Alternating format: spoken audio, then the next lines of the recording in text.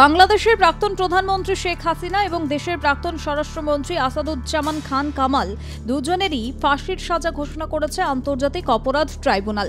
2024 সালের জুলাই মাসে ছাত্র যুব বিক্ষোভ দমনের ঘটনায় তাদের বিরুদ্ধে মানবতার বিরুদ্ধে অপরাধের অভিযোগ প্রমাণিত হয়েছে। রায় ঘোষণার পর আদালত কক্ষ হাততালিতে ফেটে পড়ে। ঠিক কি অভিযোগ ছিল, কতটা সম্পদ বাজেয়াপ্ত হচ্ছে, আর এখন কি পথ সামনে রয়েছে তা নিয়েই আলোচনা। 2024 সালের জুলাই বাংলাদেশ জুড়ে ছাত্র যুবদের ব্যাপক গণ আন্দোলন। কোটা সংস্কারকে কেন্দ্র করে রাস্তায় নামেন হাজার হাজার শিক্ষার্থী। পরিস্থিতি দ্রুত উত্তপ্ত হয়ে ওঠে। অভিযোগ ওঠে সরকার পুলিশকে গুলি চালানোর নির্দেশ দিয়েছে। বিক্ষোভকারীদের লক্ষ্য করে রাষ্ট্রপক্ষ জানায় এই সময়ে প্রায় 1,500 মানুষ নিহত হন। মৃত্যু হয় রংপুর বিশ্ববিদ্যালয়ের ছাত্র আবু সাইদ সহ চানখারপুল এবং আশুলিয়ার বেশ কয়েকজন আন্দোলনকারীর। অনেককে অত্যাচার, গুলি এবং অগ্নিদগ্ধ করে হত্যা করা হয়। এই ঘটনাকেই পরবর্তীতে আন্তর্জাতিক অপরাধ ট্রাইব্যুনাল নাম দেয় জুলাই গণহত্যা। ট্রাইব্যুনালে হাসিনা, কামাল এবং সাবেক পুলিশের শীর্ষ কর্তাদের বিরুদ্ধে মোট 5টি অভিযোগ আনা হয়। আদালতের মতে 3টি গুরুতর ধারায় অপরাধ প্রমাণিত। উস্কানিমূলক ভাষণ। হাসিনা বিভিন্ন ভাষণে ছাত্র যুবদের রাজাকার, রাষ্ট্রদ্রোহী আখ্যা দেন। আদালতের ভাষ্যে এই মন্তব্যগুলি পরিস্থিতিকে অগ্নিগর্ভ করে তোলে। মারণাস্ত্র ব্যবহারের নির্দেশ।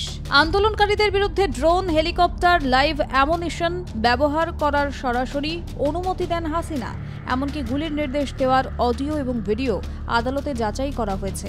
সেগুলোর সত্যতা নিশ্চিত হয়েছে। পুলিশকে নিষ্ক্রিয় করে রাখা।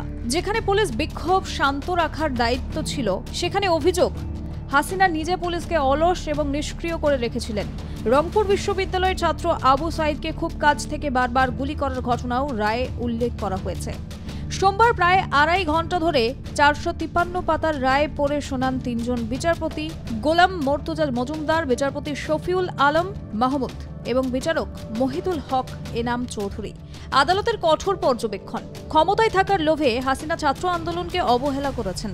সংগঠিত হামলা হয়েছে সরকারের নির্দেশে। এটি মানবতার বিরুদ্ধে অপরাধ।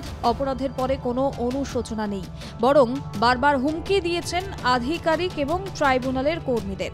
ময়নাতদন্ত রিপোর্ট বদলাতে চিকিৎসকদের উপর চাপ দেওয়া হয়েছিল। রায় ঘোষণার সঙ্গে সঙ্গেই আদালত কক্ষে উপস্থিত নিহতদের পরিবার উল্লাসে গর্জে ওঠেন। হাসিনা 3 ধারায় দোষী। উস্কানিমূলক মন্তব্যে যাবজ্জীবন কারাদণ্ড, বাকি 2টি ধারায় মৃত্যুদণ্ড। একই সঙ্গে প্রাক্তন স্বরাষ্ট্রমন্ত্রী আসাদুজ্জামান খান কামালও মৃত্যুদণ্ড পান।